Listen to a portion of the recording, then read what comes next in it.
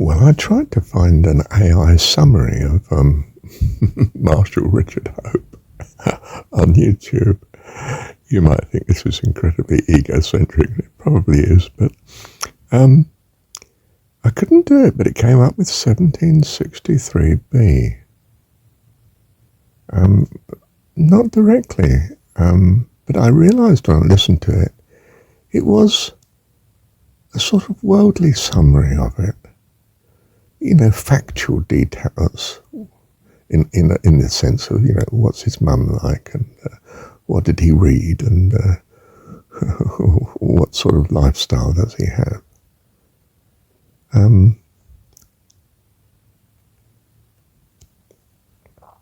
And I realised now, after a few minutes dwelling upon this, do I now give this particular video a title, call it summary? If I put it in phonetics, nobody will find it. If I put it in normal English spelling and presentation writing, then, well, you would find it, but probably dismiss it. Dismiss the chap, his writings, because it gave the factual. And the factual is not particularly inspiring.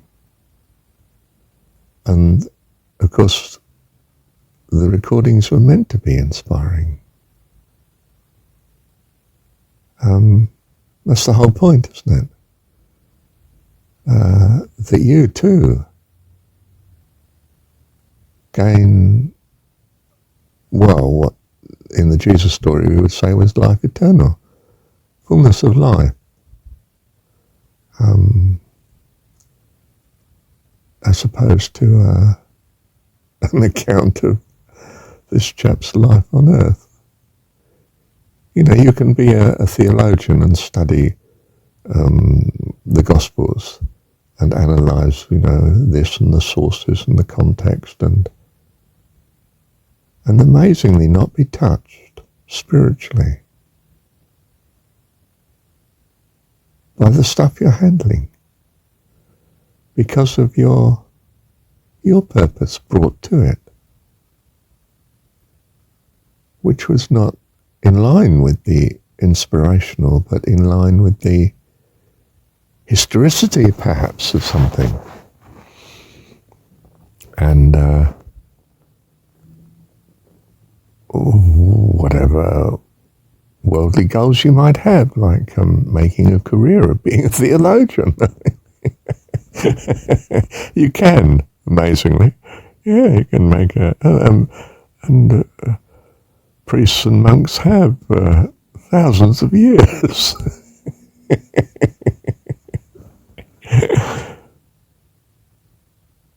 And that's the whole point, isn't it? My purpose in doing the YouTubes was to inspire you. And to inspire, it has to be,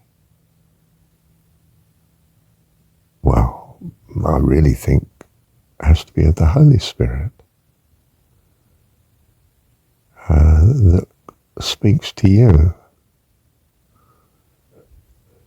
not Marshall. Well, anybody that's filled with the Holy Spirit would potentially do it. But and ideally they won't be,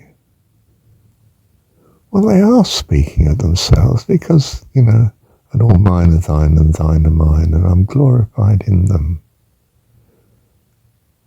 How could God be glorified in us except it was his Spirit that was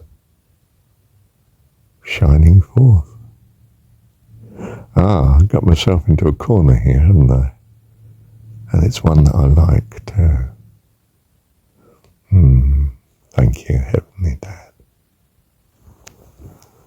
I've got it. I know what's wrong. AI can't pick up on spirit because it's not a living soul.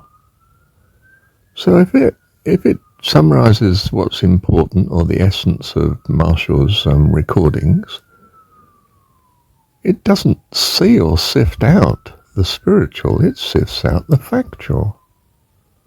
Born 1947. The typical sort of biography written about someone else, whereas the autobiography starts with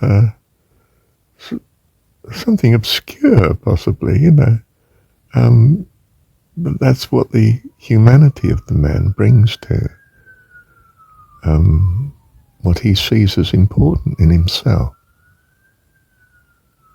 And it's not the transitory things of the transitory world. He can impress the world with that, he feels.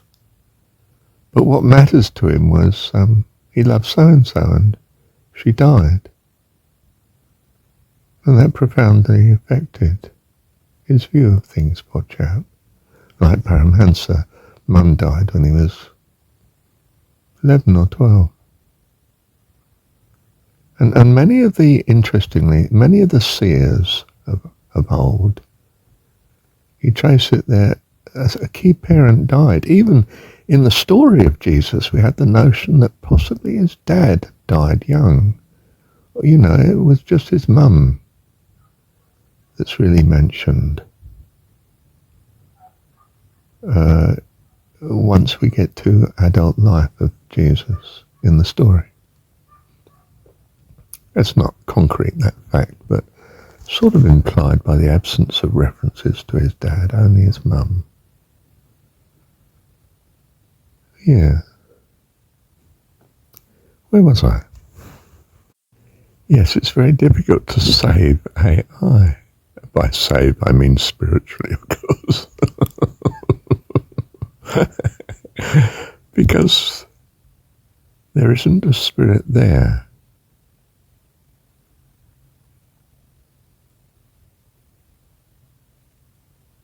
But don't underestimate man. He's a child of God. And he's creating. And he won't forever just be building sandcastles. He'll be creating life. And sure, he'll do it in his own image and likeness. Which means what he creates might be rather troublesome. And we've got notions of that already in our theorizing, haven't we? You look at the numbers of fictions are about robots and computers and life forms that get out of hand because of man's meddling. He's creative, you see, but he starts by creating a mess and learns the hard way, sometimes at least, and quite often. It's like dams that fill up with silt and actually wreck the lives of some people. Yeah. Until we get it right. I mean, we may be doing our best, but we're children. Well, the moral of this little recording then is don't ask the non-spiritual to give you something that you value if what you value is spiritual.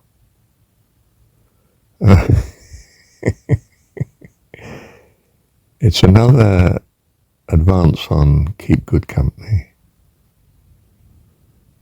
Keep the company of those that you find a blessing, a goodness, those that love you, quite simply. Don't lose them. And you'll find they're an even greater blessing to you. The more you devote yourself to all that is good and lovely, noticing it in the world. Whatsoever is good and lovely, think on these things. Your assurance will grow, your confidence, your trust, your hope, your faith, your love, the way you go to life eternal. Well, my summary in John 17, 1763b didn't include this, did it? I acted like AI in making that recording. I'm glad I made it. I see why I just stuffed it in there with the suffix, is it, B, and didn't give it a title. And it would probably not be right to give it a title. I might just risk doing that even so, but I don't know. I'll think about that. Thank you, Heavenly Dad.